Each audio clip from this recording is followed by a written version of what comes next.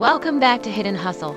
Today, I'll show you step by step how to add a clean intro and outro to your YouTube videos using only your phone. First, open the InShot app and import your main video. Tap the plus icon and then insert your intro clip at the very beginning.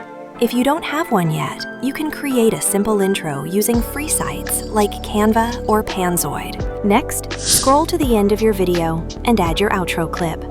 This is where you can remind viewers to subscribe or link to your free ebook or next video. Now, let's smoothen the flow. Use transitions between your intro, main content, and outro. InShot gives you options like fade or zoom.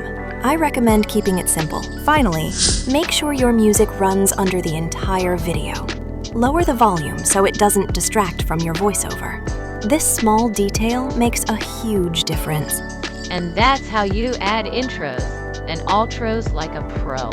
If you found this helpful, hit the like button, subscribe to Hidden Hustle, and check the description for more free tools to grow your Faceless YouTube channel.